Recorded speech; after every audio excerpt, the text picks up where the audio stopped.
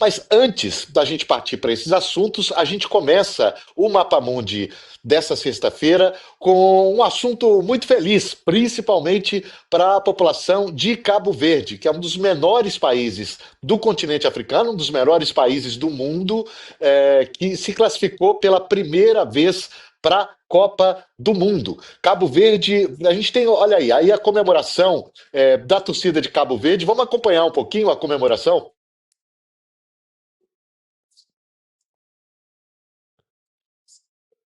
Aí a gente não tem áudio nessa imagem exatamente, mas a comemoração aconteceu depois que Cabo Verde ganhou um jogo contra. Bom, muitos de vocês não vão saber sequer que esse país existia e onde ele está.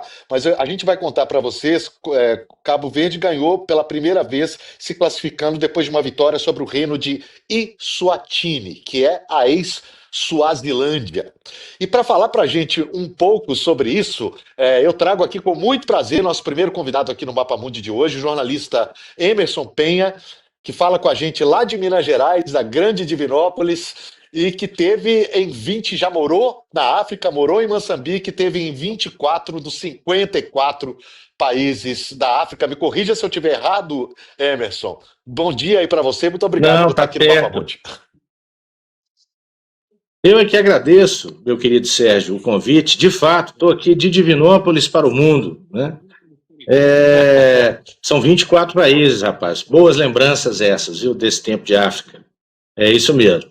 Ô, Emerson, você que já foi em Cabo Verde, inclusive, eu também já tive a honra, né, o privilégio de ter estado em Cabo Verde duas vezes, em alguns países africanos. Você, obviamente, conhece o continente muito melhor, mas mais do que Cabo Verde, a gente tem um mapa, inclusive, para quem não está tão atualizado assim na geografia, para mostrar exatamente onde é Cabo Verde, onde fica Cabo Verde no continente africano. Olha aí, Cabo Verde, na verdade, é um arquipélago que fica no lado Atlântico, ali da África. É um país que tem pouco mais de 600 mil habitantes.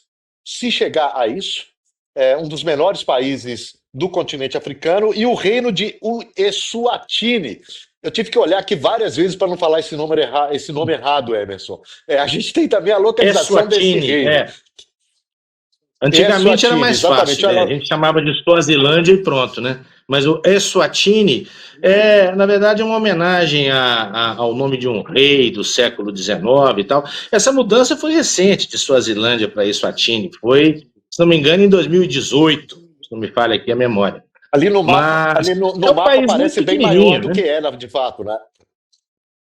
É um país pequeno, sim. O sul, a região sul da África, né, a África Austral, é cheia desses enclaves.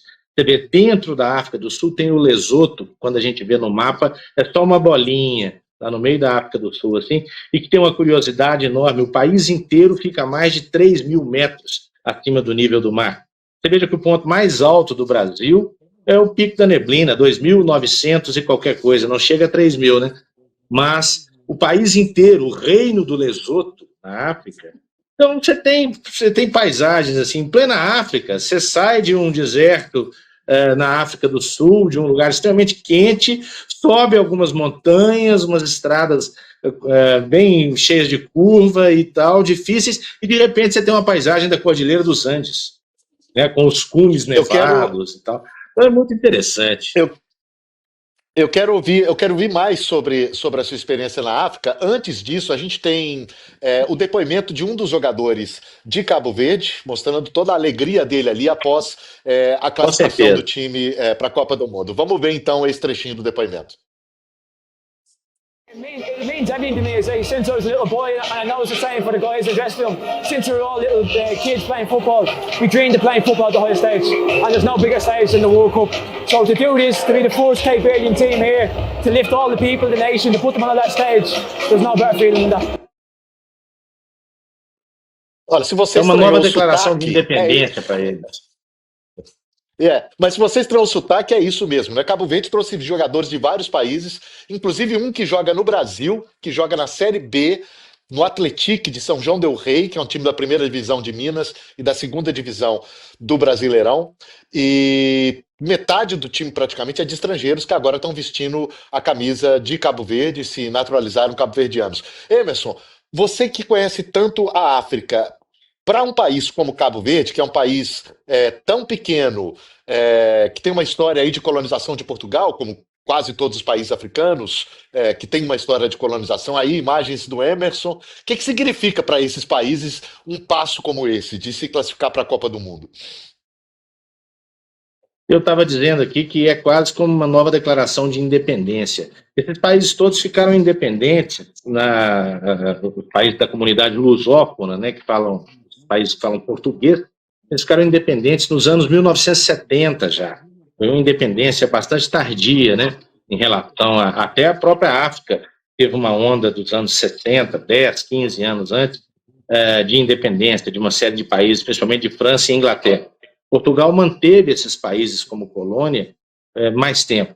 Eu acho que para Cabo Verde, especificamente, é uma vitória, assim, eu suponho que esse dia seja comemorado no futuro, vire até feriado nacional, de tão, sabe, de tão forte que isso pode ser. Para nós, a tal da CPLP, Comunidade dos Países de Língua Portuguesa, para nós brasileiros, ela pode até não ter tanta expressão. Afinal de contas, nós temos aqui 215 milhões de falantes português, né?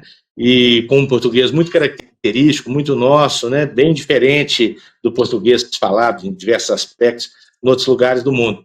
Mas pense em Cabo Verde, né? Um país pequeno, tem poucas fontes de receita. Para ter uma ideia, uma das fontes de receita principais do país é o tráfego no aeroporto da Ilha do Sal, porque você tem voos cargueiros que reabastecem ali, né, voos de passageiros e etc., porque fica no meio do caminho entre a América e a África, a América e a Europa, mais ou menos, né, na costa da África. Então, é um ponto, é um hub de reabastecimento.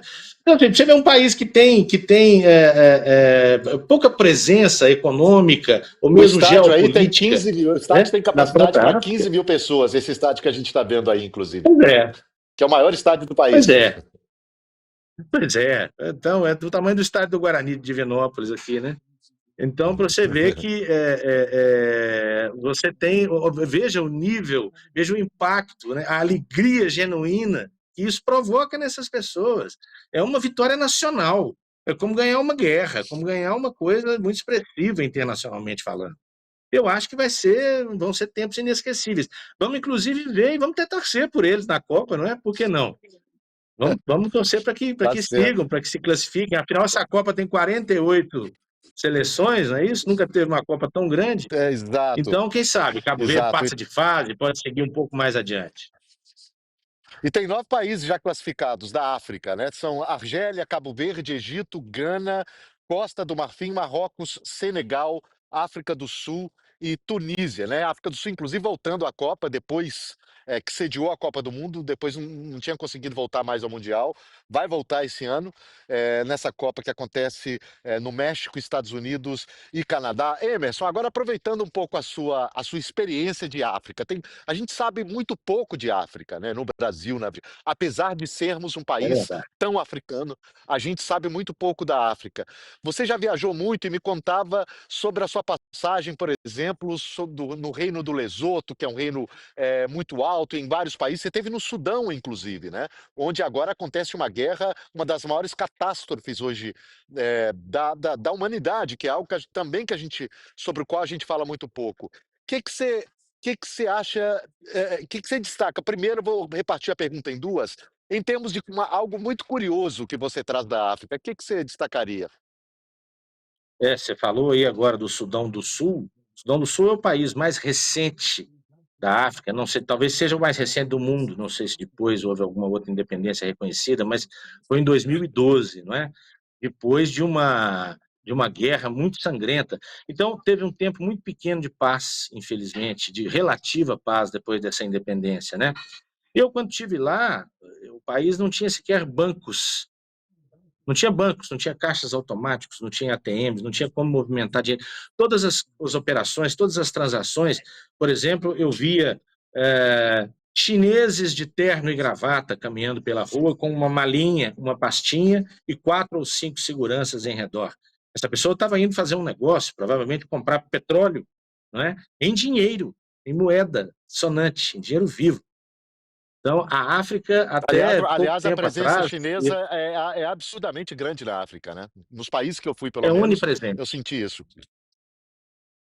É onipresente, é onipresente. Os chineses financiam toda e qualquer obra, né, grande, toda e qualquer obra de expressão. Você vê uma estrada, uma ponte, um aeroporto, um estádio, pode olhar que tem capital chinês na África, invariavelmente, né? Mas, então você me perguntou, o Sudão do Sul, isso me chocou um pouco, as pessoas já em pleno século XXI, fazendo aquelas transações em dinheiro vivo, com malas de dinheiro, mas isso é um negócio do século, sei lá, 18 ou 19, o cara carregava uma sacola de ouro, né, para ir comprar uma coisa, uma mercadoria de alguém, e isso foi um negócio que me chocou um pouco. A gente falou do Lesoto, o Lesoto que é muito curioso, né, porque é alto, com as suas paisagens andinas, né, tem outro Mas tem a país história do rei, muitíssimo né? interessante, Onde do é que, rei. onde é que tem o rei cada ano tem uma esposa diferente, não? Que acrescenta uma esposa? Isso não é Eswatini, o Lesoto também é um reino. Aí eu estou no reino do Lesoto, inclusive, com essas meninas do povo Basuto, num lugar chamado Teia Teia Neng. Mas o Eswatini, que é exatamente o país que perdeu o jogo aí de 3-0 para Cabo Verde, permitiu a classificação de Cabo Verde, né? O Eswatini, a Suazilândia, tem um rei que em 2017 ele se casou, se não me engano, com a sua 13ª mulher, uma moça de 17 anos. Ele vira e mexe, faz um grande festival no país, o rei, né?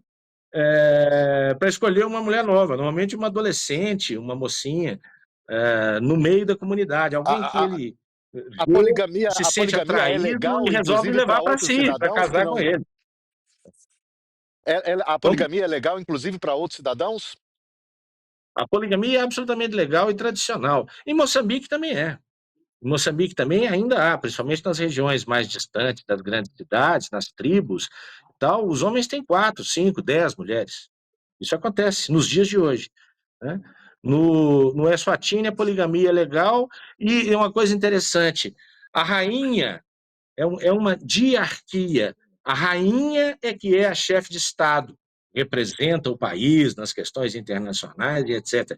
E o rei faz, às vezes, de chefe de governo, né? Mas ela permite que ele faça lá essas extravagâncias e que se casou recentemente em 2017 com a sua 13ª esposa. E assim lá nave vá. O país segue por aí. Pois é. Emerson, nós estamos com o tempo aqui acabando. A gente vai ter um programa que eu espero que seja logo sobre África. Você já é nosso convidado, já estou adiantando aqui o convite para você Com participar com muito a gente, prazer. para enriquecer esse debate sobre África, que é um continente que a gente tem, eu sempre digo isso como jornalista, a gente tem uma dívida enorme de cobrir o continente africano melhor. Você fez isso, poucos jornalistas no Brasil fizeram isso, de estar lá, de morar lá e de cobrir isso da África. Então você tem sempre portas abertas aqui com a gente, caso sua agenda permita, para falar com a gente sobre a África. Emerson, muitíssimo obrigado. Ótimo fim de semana para você aí. Eu aqui agradeço, meu caro Sérgio. É isso, falamos com Emerson Penha, grande amigo de Minas Gerais, sabe muito de África e traz para a gente alguns insights sobre essa classificação de Cabo Verde para o Mundial, mas a gente traz daqui menos o futebol e mais o que representa isso para a África e principalmente para Cabo Verde, esse país, como o Emerson disse, da comunidade dos países de língua portuguesa, é um dos países do mundo que falam português e a gente, em breve, eu quero muito fazer esse programa sobre África, que é um assunto, mais uma vez, com o qual a gente tem uma dívida enorme.